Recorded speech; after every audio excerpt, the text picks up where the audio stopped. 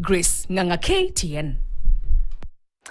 Tuache na siasa za wadhifa wa naibu wa rais, tusonge mbele. Seneta wa Nairobi Edwin Sifuna ametangaza kwamba tayari ana chama atakachokitumia kuwania urais mwaka 2027, huku akifichua kwamba juhudi za kusajili vuguvugu la Linda Mwananchi zimekuwa zikikwamishwa na ofisi ya msajili wa vyama vya kisiasa nchini. Kauli hiyo imetolewa katika mazishi ya Gloria Khalwale, mkewe seneta wa Kakamega Boni Khalwale, ambayo yamegeuka kuwa jukwaa la kisiasa, huku naibu kinara wa DCP Cleophas Malala akimtaka seneta Boni Khalwale kumwachia Sifuna chama chake cha UPM kuwa kinara wa chama hicho badala ya kuhangaishwa na msajili wa vyama. Kama anavyoripoti Bramwell Bwire, swala la vurugu dhidi ya Linda Mwananchi huko Homa Bay liliibuka, seneta wa Homa Bay Moses Kajwang akiomba msamaha hadharani kufuatia vurugu hizo za wiki iliyopita.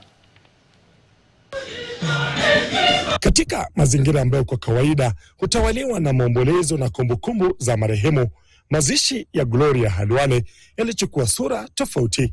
Jukwaa likawa uwanja wa jumbe za kisiasa, huku viongozi wakianza kuonyesha ramani ya mapambano yanayotarajiwa kushuhudiwa kuelekea uchaguzi wa mwaka 2027. Na bado tunamwachia kazi ya kufanya. Naibu kinara wa DCP Cleophas Malala alitumia fursa hiyo kumtaka mwenyeji wa msiba, seneta wa Kakamega Boni Khalwale, kumwachia seneta Edwin Sifuna nafasi ya kinara wa chama cha UPM, nafasi ambayo ingemwezesha Sifuna kuwa na chama cha kuwania urais. Boni Khalwale, wewe uko na chama yako. Kama unapenda huyu Sifuna, wachana kukuwa party leader wa hiyo chama, patia Sifuna aitumie kutafuta urais wa Jamhuri ya Kenya. Then we shall know that you are serious. Lakini kauli ya Malala ikapokea jibu la papo kwa hapo.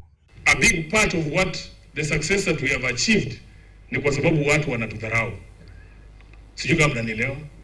Hawa jamaa wanakaanga wanaangalia vijana, wasema hawa ni watoto kwa siasa, hawajui ile kitu wanafanya. Yaani kwa akili yako tu unakaa tu na unafikiria Sifuna hana chama.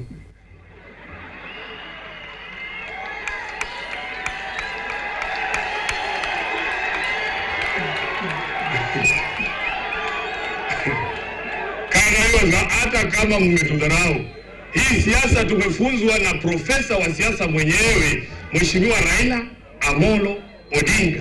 Sifuna hata hivyo amekiri kuwa vuguvugu la Linda Mwananchi limekuwa likikumbana na vizingiti katika jitihada za kusajiliwa rasmi na ofisi ya msajili wa vyama vya kisiasa. Lakini nataka niwaulize ndugu yangu, kwa kimombo wanasema a rose by any other name will still smell as nice. Haijalishi jina gani unaweka, wananchi are looking for credible leadership, watu ambao wanaaminika. Huku vita vya kisiasa vikizidi kunoga, kivuli cha vurugu za Homa Bay pia kiliangukia katika mkutano huo. Goonism has no place in contemporary Kenya. What we witnessed in Homa Bay last Sunday, I want to make it very clear. That is not the position of the Luo community. That is not the position of the ODM party. So Kajwang, nataka nikushukuru. This is the progressive leadership we want to see in our country, sobriety and maturity and hygiene in our politics.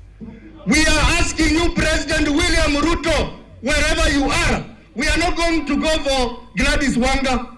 We are not going to go for Raymond Omolo. We will go for you. Na kwa Edwin Sifuna, fumbo kubwa sasa si ikiwa ana nia ya kuwania urais. Ameweka hilo wazi. Swali linalosubiri jibu ni chama gani kitakuwa chombo chake cha kisiasa, na je, kitakuwa na nguvu za kubeba ndoto yake ya kuingia Ikulu? Bramwell Bwire, KTN, Malinya, Kakamega. Tusalie katika taarifa hizo kuhusiana na uchaguzi wa mwaka 2027.